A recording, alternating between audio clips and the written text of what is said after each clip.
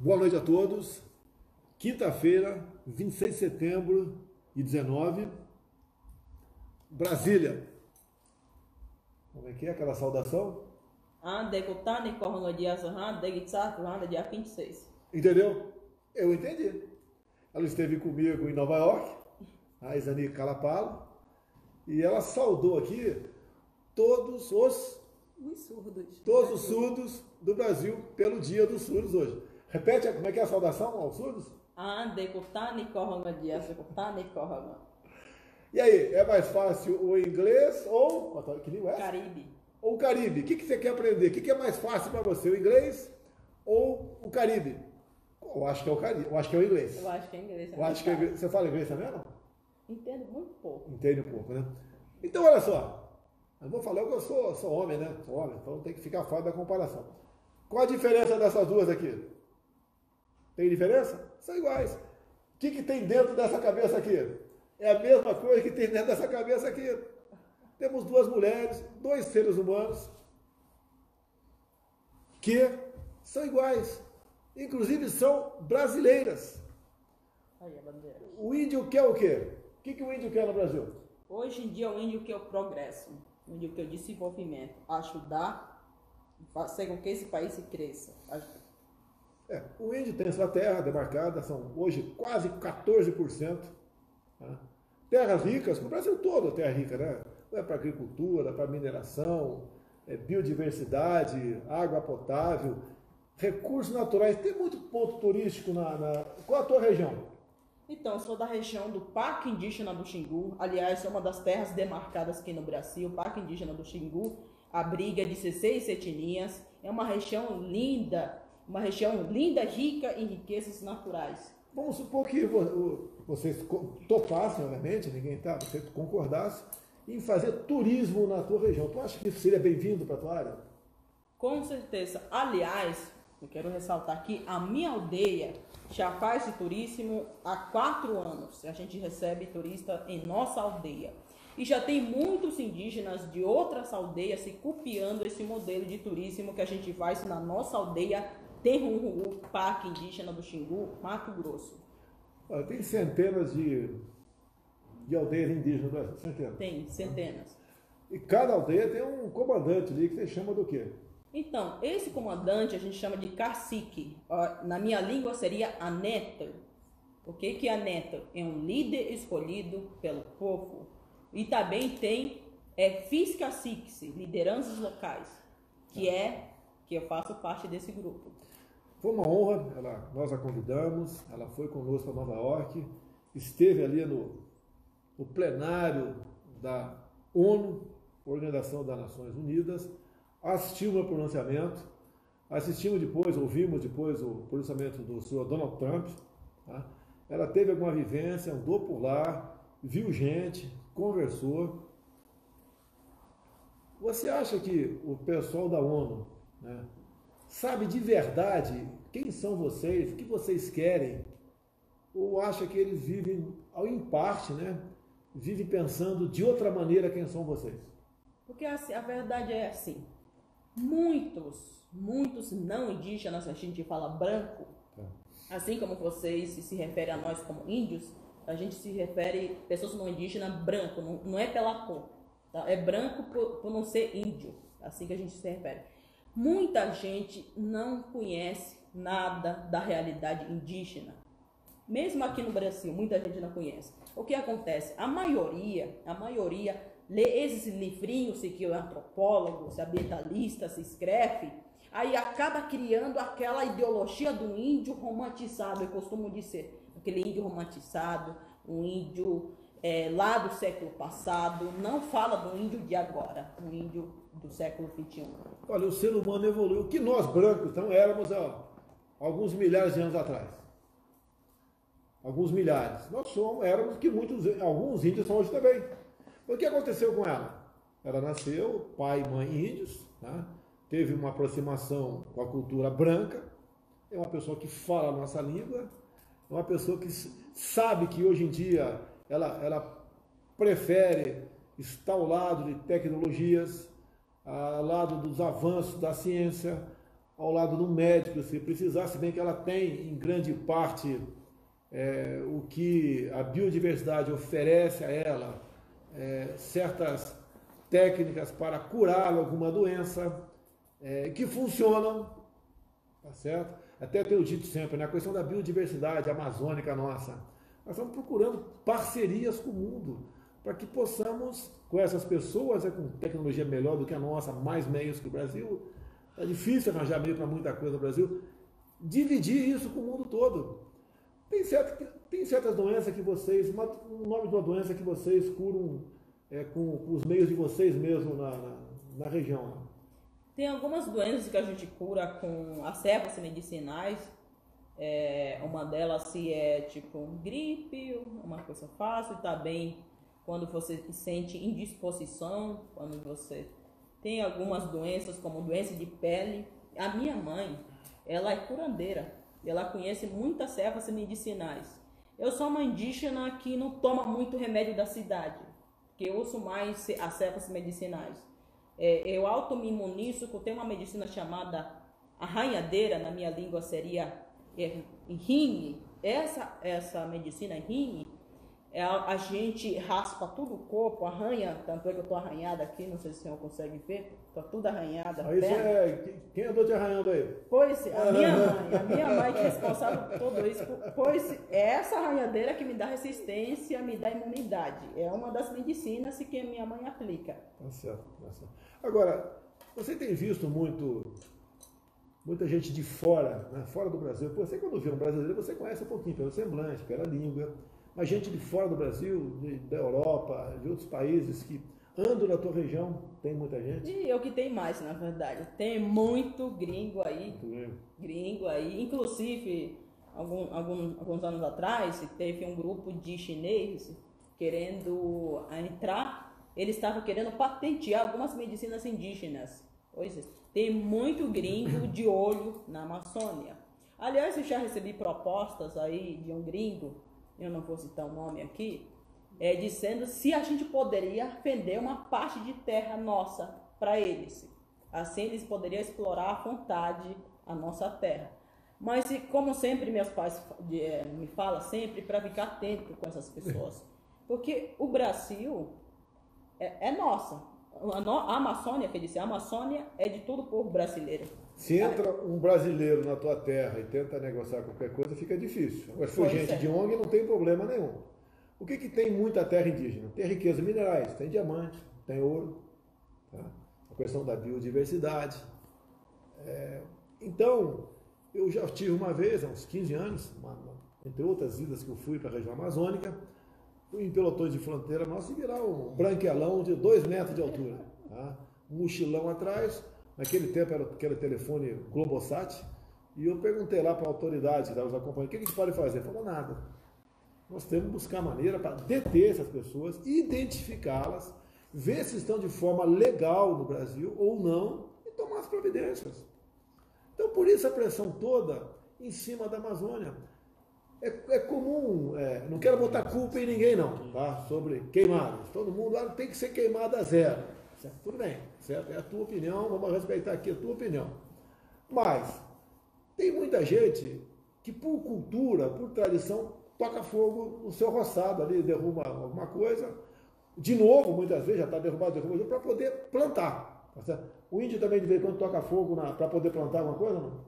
Vixe, é o que mais tem na aldeia. Porque assim, na minha cultura alto-xinguana, sou do Alto Xingu, é muito comum um índio queimar roçado.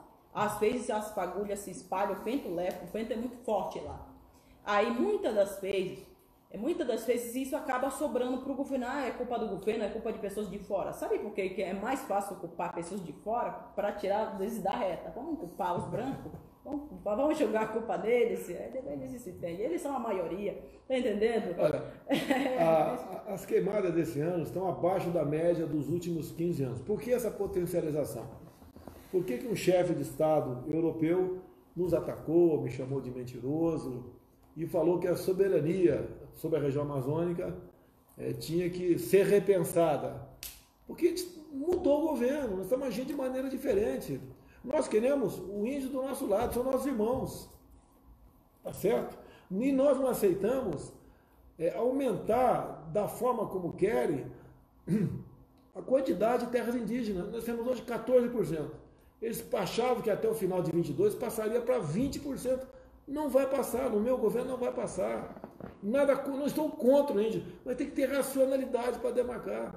Quando você vê uma reserva Yanomami, por exemplo, eu acho que é grande, você que vai dizer. É grande. 2 vezes o tamanho do Rio de Janeiro. 2 vezes o tamanho do estado do Rio de Janeiro. Daí alguns falam, né? Tem 15 mil índios lá. Dá para contar quantos índios tem na reserva Yanomami? Na verdade, me disseram hoje, um indígena, aliás, que me disse, na verdade tem muito menos de 15 mil índios lá. Muito Mas que tenha 20 mil para uma área 2 vezes o tamanho do estado do Rio de Janeiro. Como é que você vai coordenar, administrar isso tudo? É impossível. A Amazônia nossa, a brasileira, é maior que a Europa Ocidental. Então essa potencialização toda agora, o pessoal lá de fora, né, em parte tem razão, porque o que eles querem? Estão de olho na Amazônia. Agora o que é duro é você ver dentro do Brasil, brasileiros, tá, embarcarem nessa canoa furada. Olha só, por exemplo, Folha de São Paulo. Eu te peço um favor, assista meus 31 minutos no meu pronunciamento. Você tira suas conclusões. Se você for para jornal, como alguns vão, está aqui, Folha de São Paulo. Presidente leva bolsonarismo para a ONU em discurso de tom agressivo. Folha de São Paulo. Foi agressivo? Eu fui agressivo? Eu ofendi algum chefe de Estado? Está lá, é só ver, assistir. Aqui vem o Correio Brasileiro. Eu dei uma entrevista para a Denise Rotemburgo, a matéria sem problema, a matéria que entrevistei para ela sem problema. Agora, o jornal como um todo.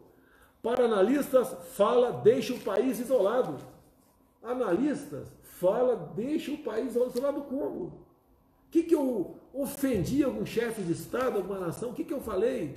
Quando eu citei lá Alemanha e França, citei a quantidade dos seus respectivos territórios que são usados para agricultura, um pouco mais de 50%, o Brasil 8%. O Brasil preserva 61% das suas terras. Tem mais, não, o Correio aqui também. O Brasil encolheu, é só isso o tempo todo.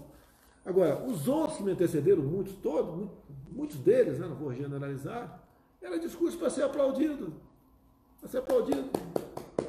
E daí, o que você podia tirar disso? Nada, nada. O Globo. Bolsonaro ataca países, olha só, ataca países. E falácias entre aspas, para dizer que é mentira, a falácia entre aspas é mentira do menos com menos, é verdade, né? Bolsonaro ataca país e verdade sobre a Amazônia em estreia na ONU.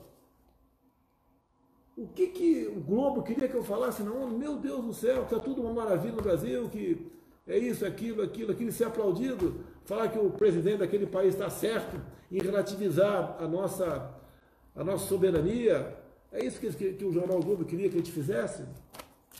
O Estado de São Paulo, meu primeiro emprego sem carteira assinada, que era muito comum naquela época, né? Não vou criticar o Estado de São Paulo, não. Então era menor de idade. Bolsonaro vai ao ataque na ONU e rompe tradição do Brasil. Parabéns ao Estado de São Paulo. Realmente nós rompemos tradição. Tradição de subserviência. Pois é. Tradição, como é que chama de vira-lata aí, que o pessoal fala? Complexo de vira-lata. Do complexo de vira-lata, rompemos. Então, o Estado de São Paulo, parabéns, meia verdade aqui. Tá certo? Você gostou do pronunciamento do ano? Olha, gente, eu adorei. Foi um discurso verdadeiro, que eu nunca vi. Falou umas verdades. Sabe por que está incomodando muita gente? Essa turminha vermelha aí? Porque eles estão acostumados a ouvir inverdades. Coisas que não são verdade. Eles estão acostumados a ouvir coisas romantizadas. Aí o senhor vai lá e fala a verdade. Essa turminha não gosta de ouvir a verdade. Eles estão acostumados com umas ideologias muito romantizadas e não estão acostumados a ouvir a verdade. Pode ver, né? Um tempo atrás tinha um líder indígena no Brasil, Marcos Terena. Não era do teu tempo, não. Era criança aí. Conheceu, né? E ele foi, segundo um depoimento dele, numa comissão em Brasília, eu tenho as nossas taquigráficas, ele disse que o Lula foi com ele para a Líbia buscar dinheiro com o coronel Gaddafi para o PT. Então isso aí tem mais de 20 anos, não tem a data exata aqui, Então, depois que ele foi essa comissão, foi apagado, não se toca mais no assunto. Aí pegaram o Raoni. Tá? Abusaram da boa-fé do Raoni. É um cidadão, merece todo o respeito de todos nós. Mas ele não fala pelos índios. Assim como na tua aldeia, a tua aldeia não fala o cacique pela outra aldeia. Claro que não. Eu quero deixar muito bem claro isso, aliás. Vocês parem de sair, seus hipócritas. Vocês aí que ficam, não está falando a verdade. Você sabe por que vocês se fala isso? Porque aqui eu falo a verdade. Cada tribo, cada aldeia tem o seu próprio cacique e sua própria liderança.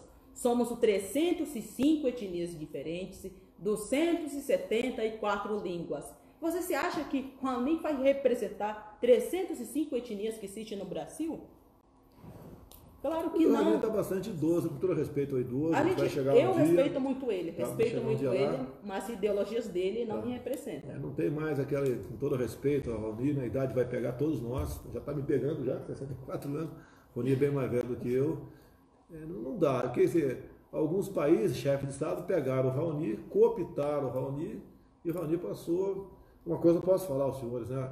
Na minha ida a Osaka, o senhor Macron queria que juntamente com o Raoni, nós falássemos sobre a Amazônia. Lá atrás, não tinha nada com derrubada, nada ainda. Eu falei para ele, respeito ao Raoni, não cidadão, pois não sou eu. Tem que conversar comigo. Ali começou o senhor Macron a ficar preocupado conosco. Ele falou, opa, o Brasil mudou o governo, mudou o governo. Não é um governo de briga, né? Mas pode não ser de briga, a gente quer brigar com ninguém, mas também não é um governo de dizer amém para todo mundo. Mudou isso daí.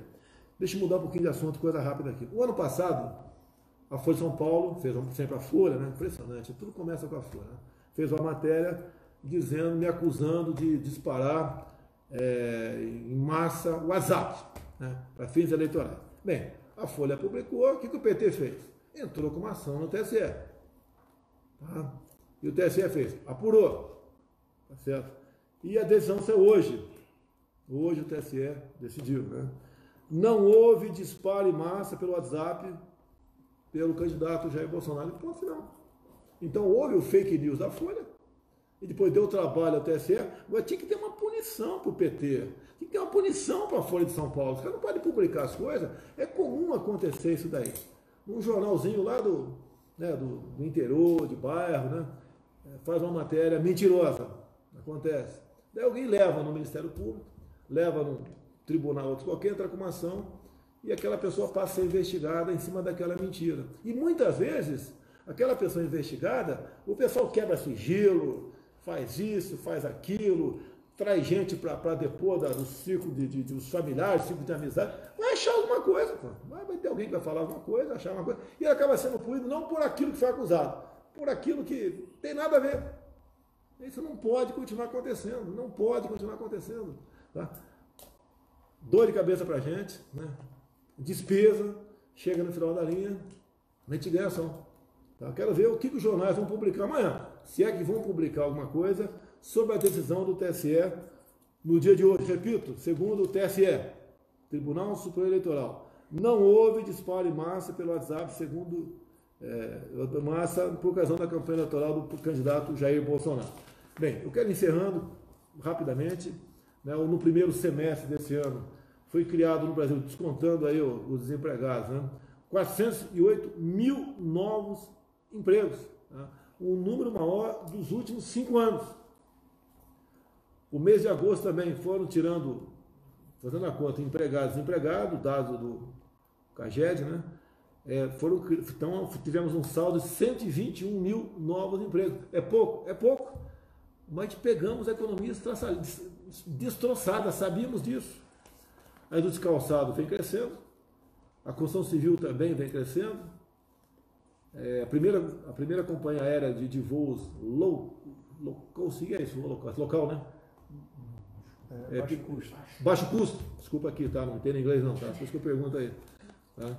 Como é que é low cost na tua língua? Essa eu vou te pegar. É corrutinha. De baixo custo, tá certo? Isso aí é muito usado para turismo. No Brasil, nós quadruplicamos agora a nossa capacidade de armazenamento do Banco Nacional de Perfil Genético. Teve um caso desvendado, graças a isso, há poucos dias. Me fugiu ontem, não acho um crime no Paraná. o Sérgio Moro me disse sobre esse assunto lá. Ampliamos nosso comércio de carne com a China, tivemos a grande abertura com a Indonésia, leite para o Egito, frutas para a Arábia Saudita, estamos na viagem marcada, final do mês que vem, para a China, ajuda a Arábia Saudita, Kuwait, Japão. Eu acho que 11 dias de viagem, né? Por que é cansativo? Não é pela minha idade, não, isso é natural. É outro fuso, né? Basicamente, nesse país é 10, 12 horas o fuso. Mas vamos fazer essa viagem, nos aproximar. Temos viagem o ano que vem para a Europa, para a África. Faz parte do trabalho da gente aí. Não é passeio, não. Ninguém vai lá para fora, como disseram agora, fui para comer pizza, pelo amor de Deus. Pô, ok? Aqui em Nova York eu não pude fazer tudo o que eu queria, estava previsto ali quase uma dezena de bilaterais. Por questão de saúde, não pude comparecer. Tive 2 encontros rápidos com o Donald Trump, muito proveitoso. Tá? O Brasil está perfeitamente alinhado com os Estados Unidos. Essa viagem nossa para ampliar o comércio com a China, com o Japão. Tá? Nós estamos bem encaminhados na questão da OCDE. É o nosso trabalho, tá certo? Eu não estou reclamando, a barra é pesada. Tem pouco tempo para a gente fazer alguma coisa, né, para se divertir, para dar uma relaxada. Faz parte. Mas tudo bem, vamos tocando o barco. 1x0 Palmeiras. Como é que é? 1x0 pro Palmeiras. 1x0. 1x0.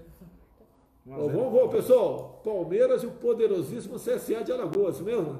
Então vamos assistir o Palmeiras aqui, 1x0. A torcida do Flamengo não gostou. Cid, gostou a torcida do Flamengo? Não gostou não, né? Tá certo? Não gostou, mas faz parte do... Se o Palmeiras... Pode até virar o jogo, o CSA, né? Mas imagine se o Flamengo bota 6 pontos na frente. Perde a graça do campeonato. Vamos deixar lá para finalmente. O Palmeiras e o Flamengo vai ser em São Paulo. Talvez eu compareça, né? Talvez eu compareça. E vamos deixar o campeonato desse lá na frente, que venha a sua melhor aí. Pessoal, muito obrigado. Como é que é a boa noite aí, na tua língua aí? Eu prefiro encerrar do meu jeito, como sempre Vamos lá, encerro vamos lá. nos meus vídeos. Gente, se você gostou desse vídeo, dá um like. Se você não gostou também, tanto faz. Tchau. Tchau. Acabou. Fala aí, fala aí. Viva os indígenas do século XXI. Arro! Valeu, pessoal. Boa noite aí.